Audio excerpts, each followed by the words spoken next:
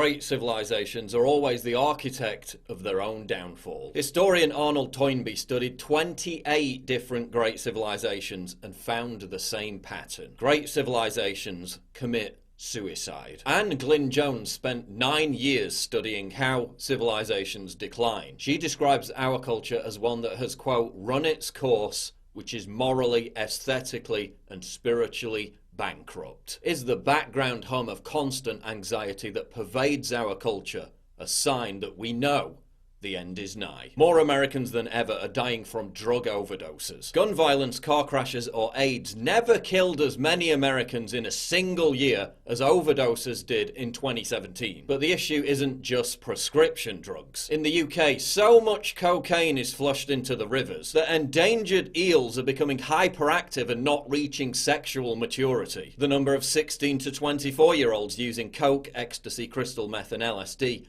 doubled in just a 2-year period from 2016 to 2018. In the US, heroin abuse has skyrocketed over the past 15 years. The number of people who used MDMA, marijuana, and other drugs also consistently climbed over the last decade. Alcoholism is on the rise. 1 in 8 Americans is now an alcoholic. And when it comes to taking antidepressants, white rural communities have overtaken African American communities for the first time ever. Depression levels in America are the highest ever measured. Suicide rates are higher than ever. Despite all our technology, our entertainment, our consumerism, our chemical enhancements, we're more miserable than ever before. Our existential dread is more pronounced than ever before. Educational, intellectual, and material ease has manifested civilizational malaise and a lack of transcendent purpose. The result of this lack of transcendent purpose is self-destruction, not merely on a personal, but on a population scale. Technical sophistication has been accompanied by mass incompetence in the art of living. When a society has no purpose to believe in, it self-immolates. There's only so far that quasi-religious devotion to yoga, Starbucks pumpkin-spiced lattes, and Whole Foods kale shakes can go. The latest iPhone can only distract you from the nagging voice of conscience for so long. Endlessly consuming products will never satiate the soul. We live in the ruins of a civilization that has lost faith in itself. A civilization that is constantly lectured it must be ashamed of itself, and slowly subverted and destroyed from within as the only form of repentance. And if you're wondering how we wound up in the dark age we're currently living through, this is how we did.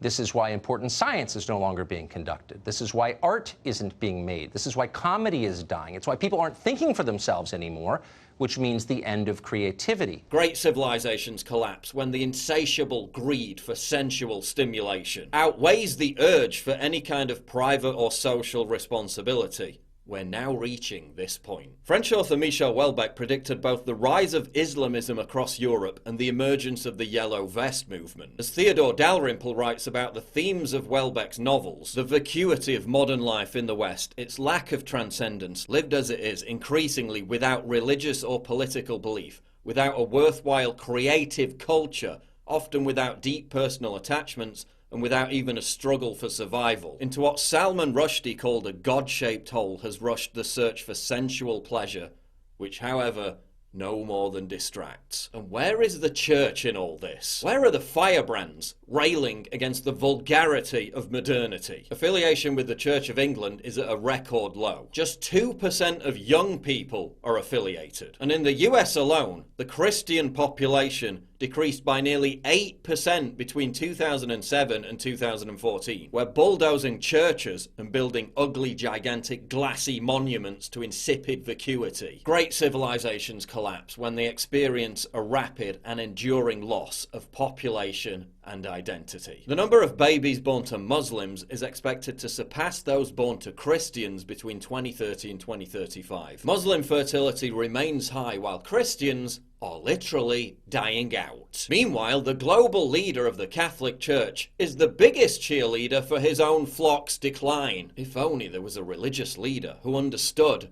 the peril that we're in. On vous sent inquiet pour le monde occidental. Qu'est-ce qui vous inquiète? Vous savez, la plus grande inquiétude, c'est que l'Europe ne veut plus ou a perdu le sens de ses origines. Il a perdu ses racines. Or, un arbre qui n'a pas de racines, il meurt. Et j'ai peur que l'Occident meure. Il y a beaucoup de signes, voyez-vous, beaucoup de signes, plus de natalité.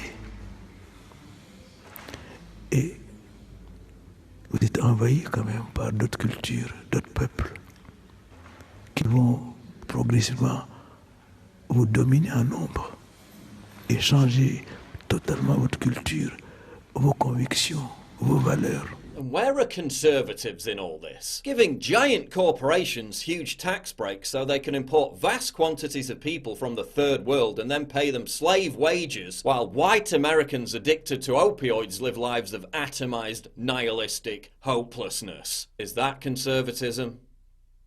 At this point, what exactly are we conserving? Those GDP numbers, though. Is it conservative to allow Amazon to pay $0 in taxes on $11.2 billion on profit for 2018? And for progressives, so long as Jeff Bezos' virtue signals the right identity politics, who cares, right? Great civilizations collapse when the economy serves not to elevate, but to denigrate the population. We're now reaching this point. Our entire economy has become centered around a crony capitalist system that eviscerates the family, leading to atomization, misery, and depression. In 2015, a study by the decidedly non-conservative Brookings Institution found that falling male wages caused about a quarter of the decline in marriage rates over the past 35 years. 2 years later, MIT researchers found that when factories close, marriage rates go down and single parenthood becomes more common. And that, as you could guess, causes a higher proportion of children to wind up on drugs or in prison. So it's not a small thing. And by the way, many other studies have reached the same conclusions over long periods of time. This is real. As French philosopher Eric Zemmour outlines, the elite have stopped caring about native populations. Why? Because those populations no longer tolerate stagnant wage growth and diminished job prospects, simply to enslave themselves as a servant class for the elite. That's why they're on the streets rioting. So far easier for the elite just to replace them with robots and a third world slave class. Great civilizations collapse when the supply of labor outstrips demand. We're now reaching this point. Great civilizations collapse when wealth inequality runs rampant. We're now reaching this point. Great civilizations collapse when the elite debases the currency to hide financial problems. We're now reaching this point. And the Democratic Party, for whatever reason, is not trying to address those problems. They're attacking Trump himself or the symptoms, but the disease is this pervasive economic insecurity as we make it harder and harder for Americans to find meaningful opportunities. Great civilizations collapse when the building block of society, the family unit, crumbles into dust.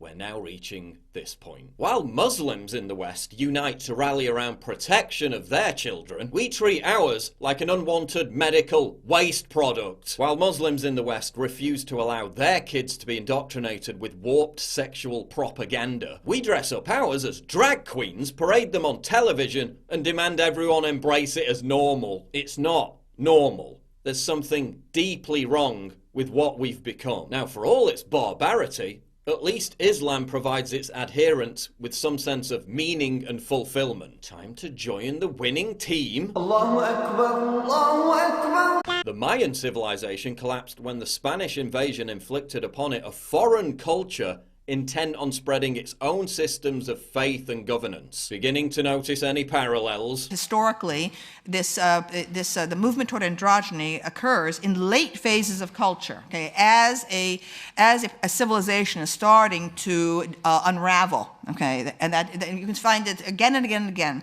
through history in the Greek art, okay, you can see it happening. All of a sudden, okay, there's a kind of the sculptures of handsome nude young men athletes that used to be very robust, okay, in the archaic period suddenly began to seem like wet noodles, okay, toward the end, okay, and that the people who live in such periods, a late phase of culture, whether it's the Hellenistic era, whether it's the Roman Empire, whether it's the Mauve decade of Oscar Wilde in the 1890s, whether it's Weimar Germany. People who live at such times, okay, feel that they're very sophisticated, they're very cosmopolitan, okay, and homosexuality, heterosexuality, so what, anything goes, and so on. All right, and so, but from the perspective of historical distance, okay, you can see that it's a culture that no longer believes in itself, okay, and then what you invariably get are people who are convinced of the power of heroic masculinity, okay, on the edges, whether they're the Vandals and the Huns, okay, or whether they're the barbarians of ISIS, okay,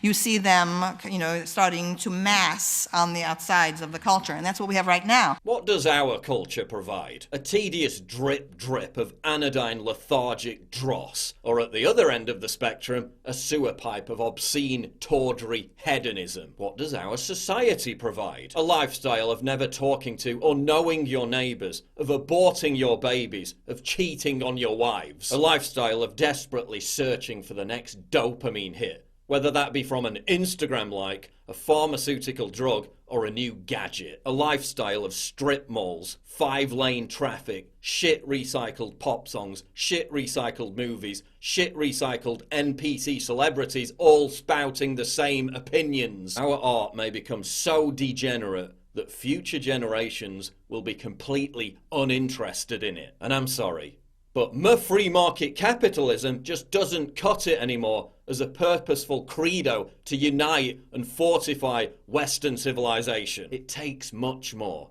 than an increasingly unjust economic system to maintain a civilization, which is why the enemies are at the gates, waiting to take over, which is why socialist vulture demagogues are busy licking their lips. We've abandoned the Enlightenment values that built Western civilization. We've abandoned the idea that family is fundamental to community strength and happiness. We've abandoned high culture in favour of lowbrow junk culture. We've abandoned stoic strength of character in favour of chemical dependence. We labour under an economic and political system that has abandoned us. We collectively killed God. We're left with nothing authentic to believe in. That's why everyone's on drugs. That's why everyone's nihilistic. That's why everyone's unhappy. What's the solution? There is no solution. Every great civilization collapses on average every 336 years. And the collapse of ours is very much overdue. Please click the big red button to subscribe. It really helps me when you do that. And click the bell to allow notifications so you never miss a new video.